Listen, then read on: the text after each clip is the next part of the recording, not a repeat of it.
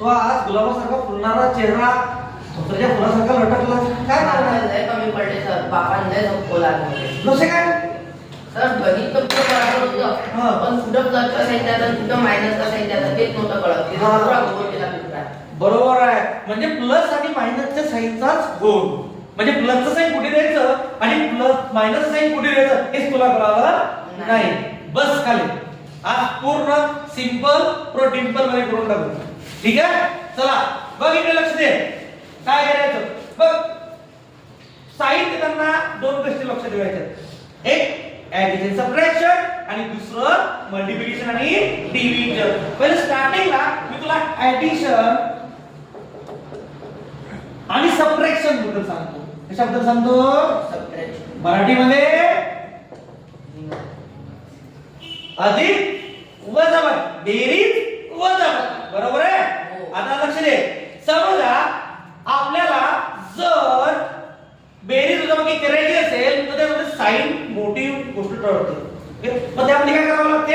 एक मोठी संख्या, एक लहान संख्या.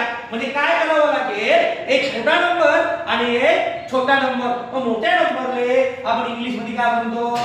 Large number. मग पहिला नंबर लार्ज घ्यायचा. समजा दुसरा नंबर काय म्हणता? एक लहान त्याच्यानंतर दुसरा काय? Small number. काय घ्यायचं? Small number. त्यानंतर कोणती क्रिया घडते? क्रिया घडतेला इंग्लिश मध्ये काय म्हणतो? इव्हेंट. काय म्हणतो त्याला? इव्हेंट. आणि लास्ट घेऊ पण साइन कोणतं द्यायचं तुला एक टेबलच तयार करून देतो. चालेल. आता समजा माझी मोठी संख्या इथं 8 आहे. Last number is 8 and small number is 5. मला इथं काय करायचं? बघ, हा कसा आला माझा? प्लस. हा काय आला माझा इथं? प्लस. पहिली संख्या प्लस आली, दुसरी संख्या प्लस आली. दोघी साईन सारख्या आल्यात का? दोघी जर संख्या सारख्या आल्या असतील तर काय करायचं? ऍडिशन. काय करायची? ऍडिशन. आणि मोठ्या संख्या कोणतं सांगायचं? प्लस. ओके, म्हणजे जर आपण असं गेलं, पहिली संख्या प्लस घेतली, दुसरी संख्या प्लस घेतली तर काय करायचं?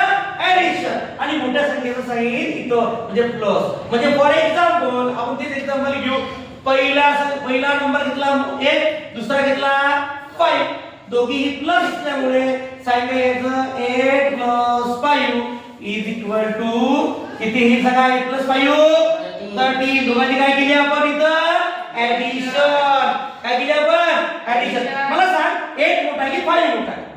8. मग याचं साइन कोणतं आहे? प्लस. काही नसलं म्हणजे काय असते? प्लस. म्हणजे त्याला साइन कोण दिलं मी? प्लस. आ सेकंड कंडिशन, माझा मोठा नंबर म्हणजे लास्ट नंबर माझा प्लस आहे, स्मॉल नंबर माझा मायनस आहे. आता मला सांगितलं की दोघी साइन सारखे आहेत का?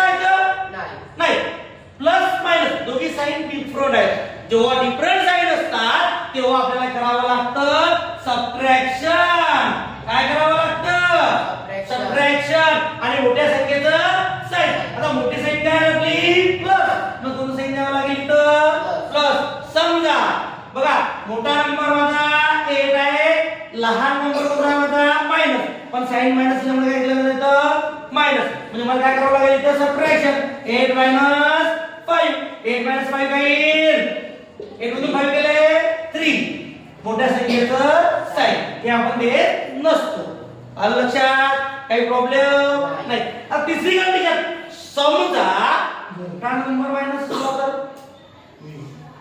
मोठा नंबर माझा मायनस आहे आणि स्मॉल नंबर माझा प्लस आहे. परत वेगवेगळे साइन. जेव्हा डिफरंट साइन असतील तेव्हा आपण काय करत असतो? सबट्रॅक्शन. मग परत काय लिहायचं इथं? सबट्रॅक्शन. आता मला सांग, मोठा नंबर हाय की हाय? हा नंबर मोठा आहे हाय? हाय. मग याचा साइन कोणता लावलं? मायनस. म्हणजे काय घेतलं इथं? मायनस. फॉर एक्झाम्पल हा मायनस आहे +5. आता काय करावं लागेल? हा मायनस आहे, हा प्लस आहे. दोघांची काय करावं लागेल? सबट्रॅक्शन. पण लिहायची गरज आहे का? नाही. -8 + 5 दोघं याचं साइन आणि साइन वेगळं आहे. मग दोघांचं काय करणार आपण? सबट्रॅक्शन. मग 8 मधून 5 गेला किती राहिला? 3. मोठ्या संख्येचं साइन म्हणजे आन्सर आला -3. आता शेवटची कंडिशन, समजा दोघी आपले जे दोघी साइन आहेत, दोघी साइन कसे आहेत, सारखे आहेत. पहिला मायनस आहे, दुसरा पण कसा आहे, मायनस आहे. मग जेव्हा सारखे साइन येतात तेव्हा आपण काय करत असतो, ऍडिशन करतो. काय करतो आपण, ऍडिशन. आणि मोठ्या संख्येचं साइन घेतला आपण साइन. समजा पहिली संख्या घेतली आपण मायनस 8, दुसरी संख्या घेतली आपण -5 म्हणजे काय, -8 -5 दोघांचं काय करायचं, ऍडिशन म्हणजे काय, 13 मोठ्या संख्येचं साइन म्हणजे आन्सर आपला -13. समजलं तुला?